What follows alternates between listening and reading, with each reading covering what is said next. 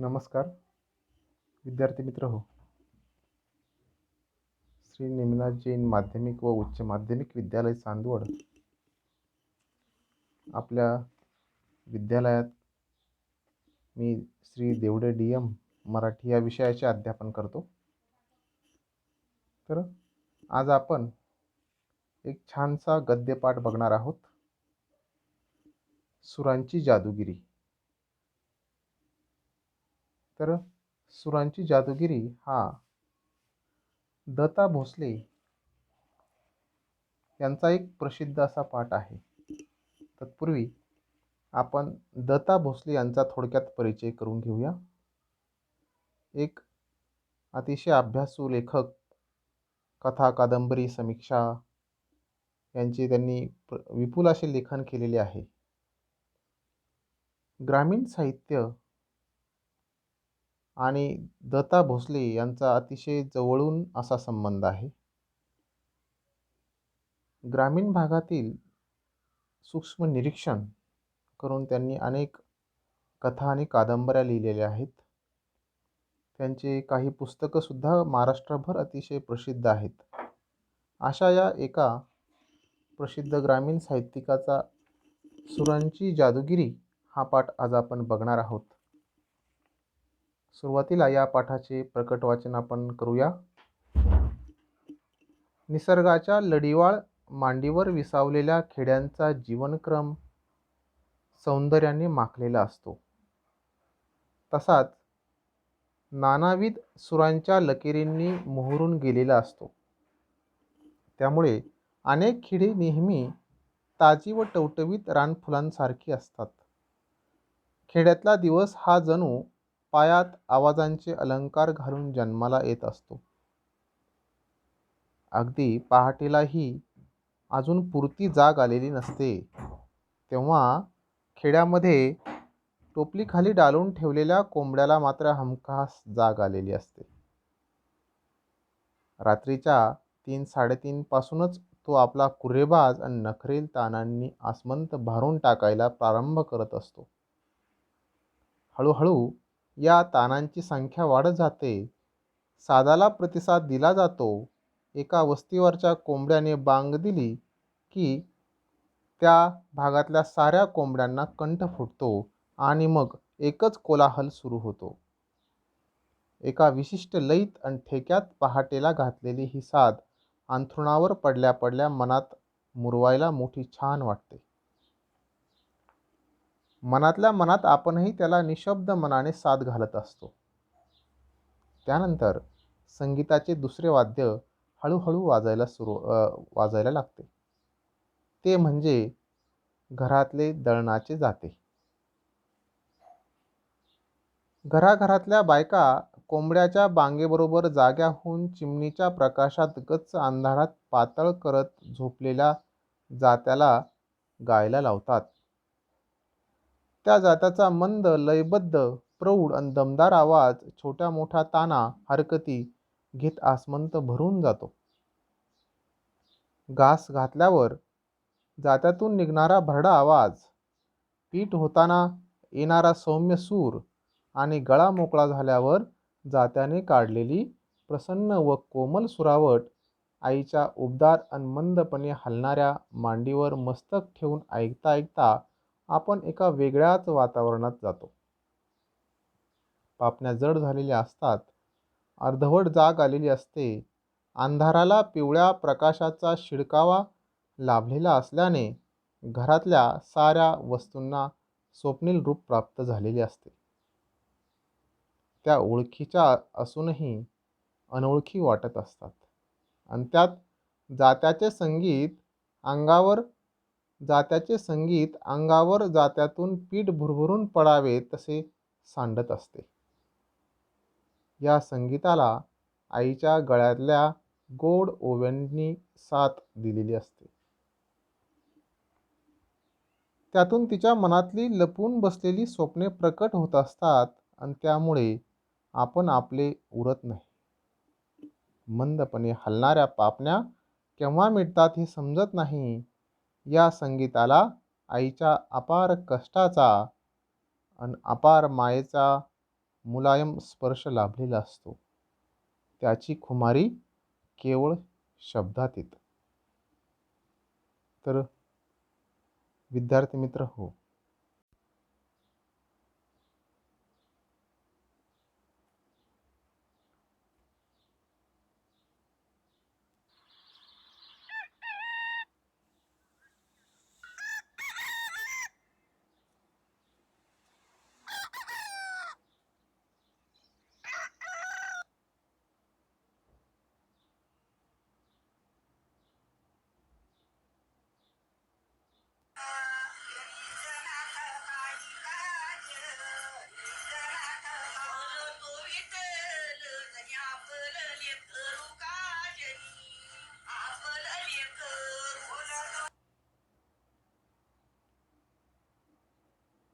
तर आपण हे आवाज ऐकले असतीलच.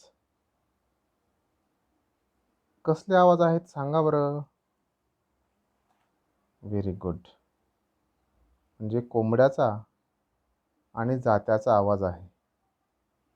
तर आपल्याला हे आवाज परिचित आहे, परंतु आज मात्र आपण हे आवाज ऐकत नाहीत किंवा त्या आवाजांचा आपण आनंद घेऊ शकत नाही. याचे कारणही तसेच आहे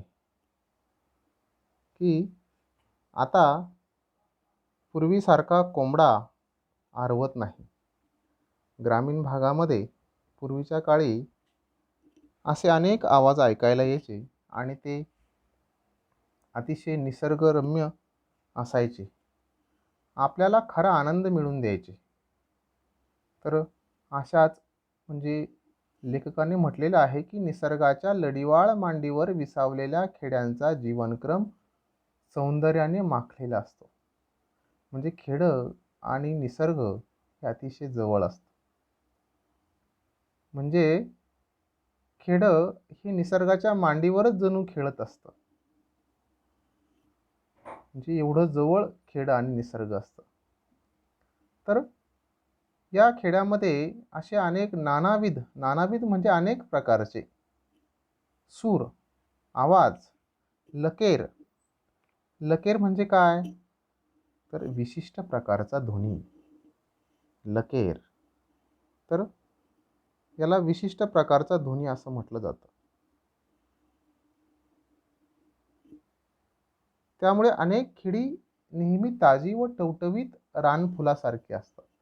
नेहमी अतिशय सुंदर, टवटवीत, ताजीतवानी ही खेडी असतात. ती कंटाळवाणी होत नाहीत. म्हणजे अर्थात शहरासारखी ती कृत्रिम स्वरूपाची नसतात. नेहमी ती टवटवीत असतात.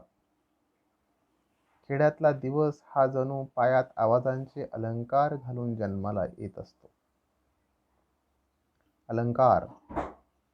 अलंकार म्हणजे काय? तर सौंदर्य वाढवण्यासाठी ज्या वस्तू वापरल्या जातात त्याला अलंकार असे म्हणतात.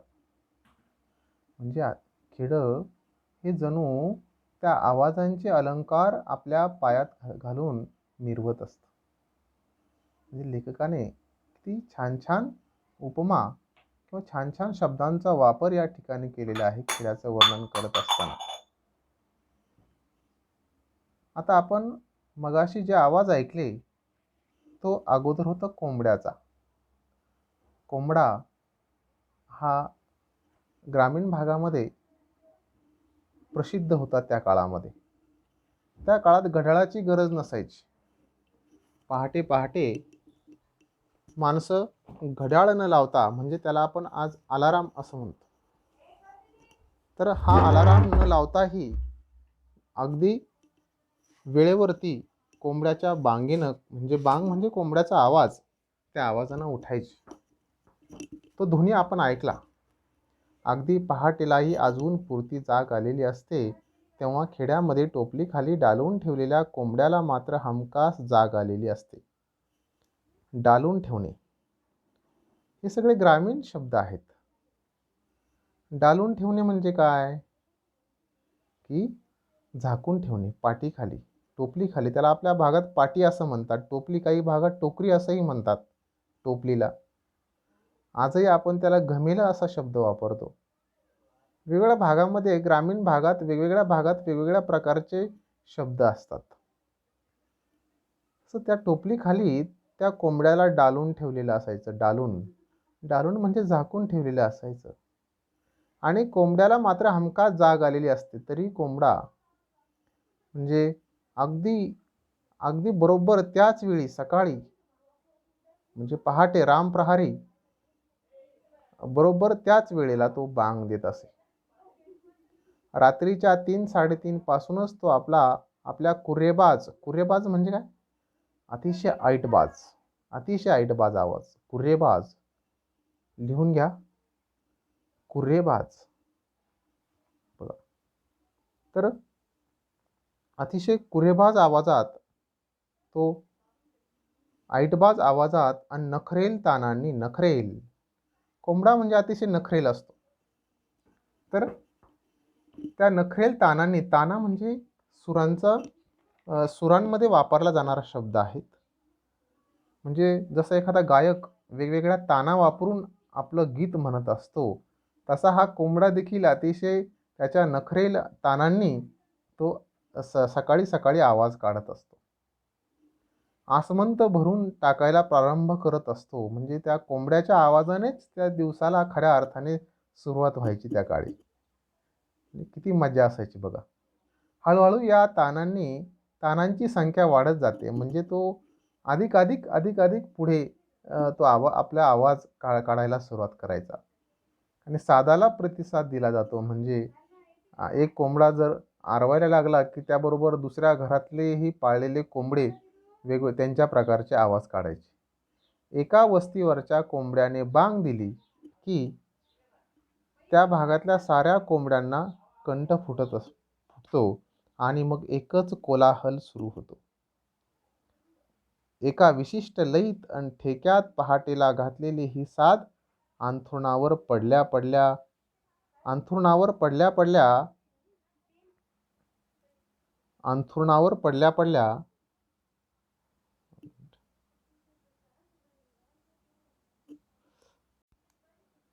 एका विशिष्ट लयीत आणि ठेक्यात पहाटेला घातलेली ही साद अंथरुणावर पडल्या पडल्या मनात मुरवायला मोठी छान वाटते. मनातल्या मनात आपणही त्याला निशब्द मनाने साद घालत असतो. तर अतिशय छान असं त्या सकाळला सुरुवात झालेली असते आणि सकाळी अंथरुणावर पडल्या पडल्या या कोंबड्याची साद ऐकायला अतिशय आनंद वाटत असतो, असं या ठिकाणी लेखकाने वर्णन केलेलं आहे. म्हणजे बघा की ग्रामीण भागात सगळ्यात पहाटेला म्हणजे दिवसाची सुरुवात ही कोंबड्याच्या आवाजाने होत असायची. आणि दुसरा आवाज आता बघा आपण मगाशी ऐकला आहे. दोन आवाज ऐकले आहेत. तर दुसरा आवाज कोणता बरं? बरोबर, जात्याच्या ओव्यांचा आवाज. जात्याचा आवाज बघा. जातं या ठिकाणी आपल्याला समोर दिसतं आहे. तिसरी जात्यावरती दळते आहे. म्हणजे आता हे चित्र जे आपण बघतो आहोत हे अतिशय दुर्मिळ होत चाललेलं आहे. खेड्यामध्ये कुठे कुठे आता आपल्याला हे जातं दिसतात. म्हणजे शहरामध्ये तर अजिबात दिसत नाही. पुण्याकडच्या किंवा मुंबईकडच्या मुलांना तर हे जातं असं आकृतीमध्ये चित्रामध्ये दाखवावं लागतं. ग्रामीण भागामध्ये अजून काही मुलं बघतात हे जातं, परंतु शहरामध्ये हे चित्राद्वारे दाखवावं लागतं. अशी वेळ आता शहरातल्या मुलांवरती आलेली आहे.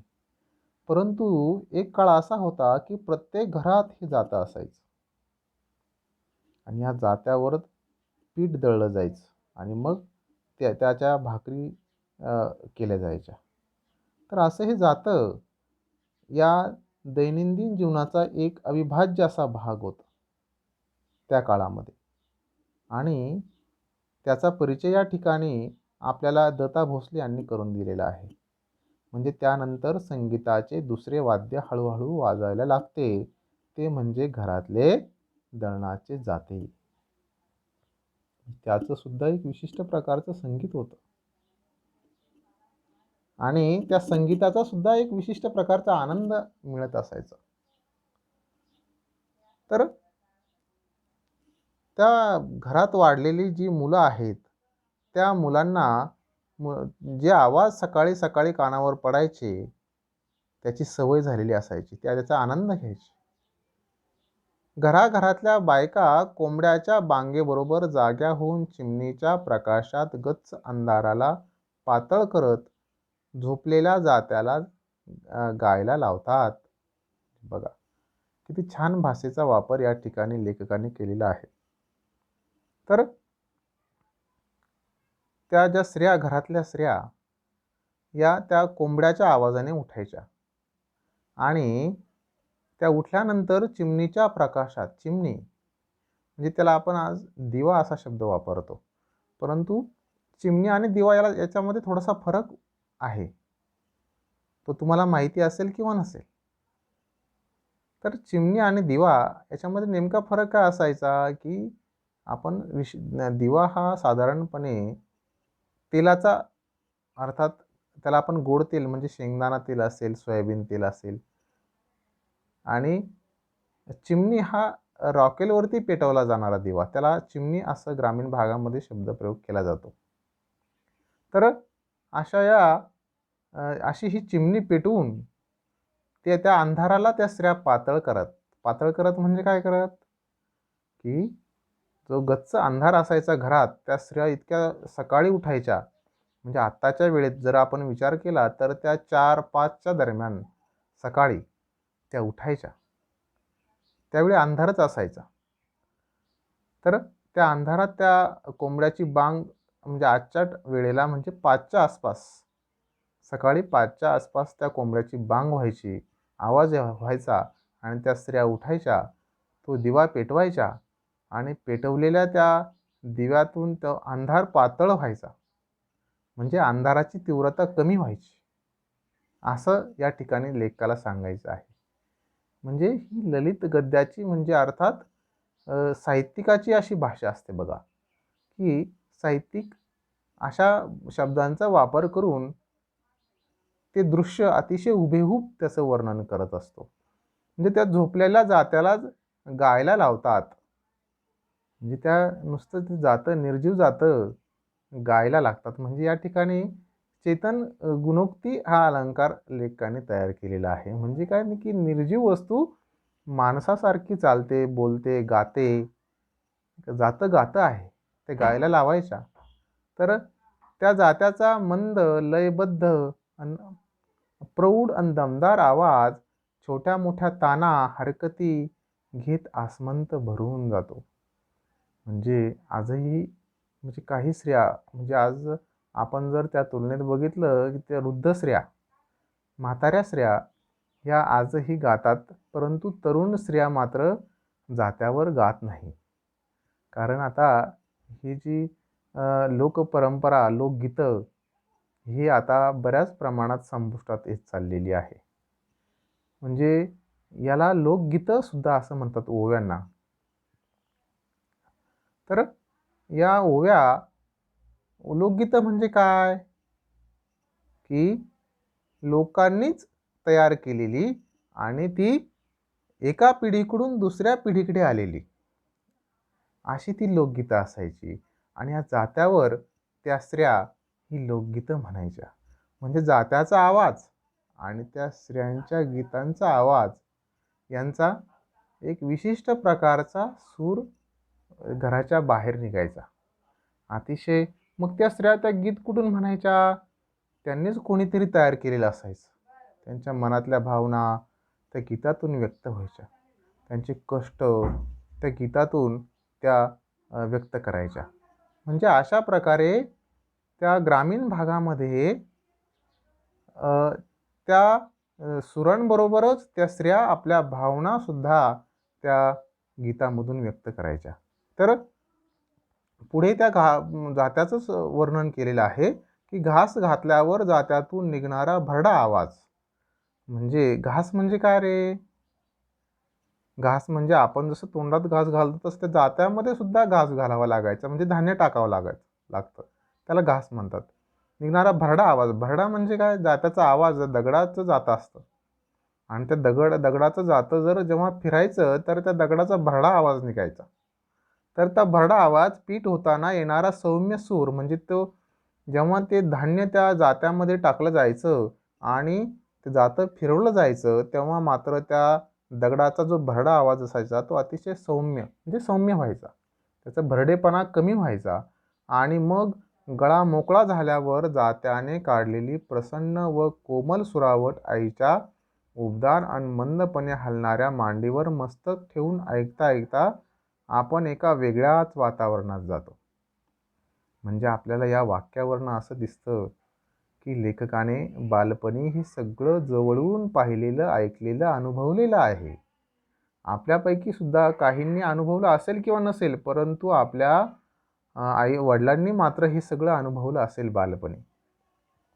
तर म्हणजे त्या जात्यातून मगाशी मी म्हटलं, की त्या जात्यातून जो आवाज निघायचा, तो 3 प्रकारे निघतो. 3 प्रकारे. पहिला असतो, की जाताचा भरडा आवाज म्हणजे जातं अतिशय मोकळं जेव्हा फिरतं तेव्हाचा आवाज. घास घातल्यानंतरचा थोडासा सौम्य झालेला आवाज आणि घास संपल्यानंतरचा सुद्धा तो वेगळा आवाज. म्हणजे असे हे सगळं आवाज लेखकाने निरीक्षण त्या आवाजाचं केलेलं आहे बालपणीच. म्हणजे आई जेव्हा दळायला लागायची आणि त्या आईच्याच मांडीवर तो मुलगा, लहान मुलं त्या आईच्या मांडीवर आपलं मस्तक, आपलं डोकं ठेवून झोपायची. आई आई ती दळायची आणि ओव्या म्हणायची. आणि म्हणजे हे सगळं किती किती वेगळं होतं त्या काळातलं चित्र, याचं वर्णन या ठिकाणी लेखकाने केलेलं आहे. आणि लेखकाने वर्णन करताना अतिशय विचारपूर्वक आणि निरीक्षणपूर्वक केलेलं आपल्याला दिसतं बघा, की पापण्या म्हणजे ते लेखक झोपलेला असताना आईच्या मांडीवर हे सगळं अनुभवत आहे. अंधाराला पिवळ्या प्रकाशाचा शिडकावा लाभलेला असल्याने घरातल्या साऱ्या वस्तूंना स्वप्नील रूप प्राप्त झालेलं असते.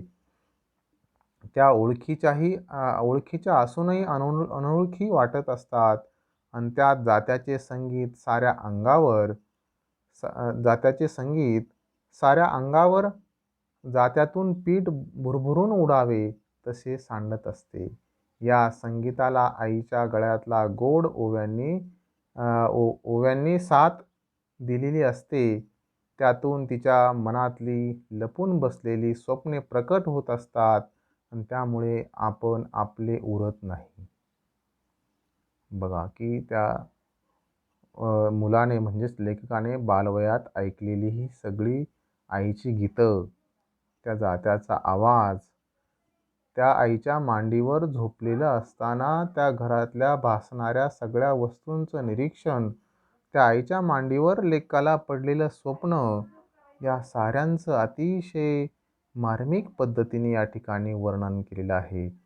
म्हणजे आणि लेखकाने शेवटी म्हटलं आहे, की त्यातून तिच्या मनातली लपून बसलेली स्वप्ने प्रकट होत असतात आणि त्यामुळे आपण आपले उरत नाही. म्हणजे ज्यावेळी आई जात्यावर बसून ओव्या गायची, त्या ओव्या कशा असायच्या, की ती आई आपल्याला काय करायचं आहे, आपल्या मुलं जे कर्तृत्व करणार आहे, म्हणजे हे सगळं तिचे स्वप्न होतं, की त्या आपल्या मांडीवर झोपलेलं आपलं मूल त्याने मोठेपणी काय करावं ती त्या गीतातून म्हणायची. आणि ते झोपलेलं मूल ते सगळं ऐकत असायचं. झोपेत म्हणजे अर्ध्या झोपेत, अर्ध्या स्वप्नात आणि अर्धी जाग. म्हणजे त्याला जाग आणि झोप हे दोन्ही आलेलं असायचं. आणि ते गीत ऐकत असायचं. की तिचे स्वप्न, आईचे स्वप्न काय असायचे ते त्या गीतातून त्यावेळी त्या मुलांना कळायचे. म्हणजे त्यावेळी ती आई त्या गीतातून आपल्या भावना व्यक्त करत असायची. मंदपणे हलणाऱ्या पापण्या केव्हा मिटतात हे समजत नाही. या संगीताला आईच्या अपार कष्टाचा आणि अपार मायेचा मुलायम स्पर्श लाभलेला असतो. त्याची खुमारी ही केवळ शब्दात येते. खुमारी नाही का, लज्जत, एक प्रकारची लज्जत आलेली असते आणि त्या आईच्या मायेचा स्पर्श आणि त्या कष्टाची गीतं, तर यांचं वर्णन या ठिकाणी लेखकाने अतिशय छान प्रकारे केलेलं आहे. तर या ठिकाणी आपण हा पाठ या ठिकाणी संपूया आणि पुढील पाठात पुढचा परिच्छेद आपण बघूया. धन्यवाद.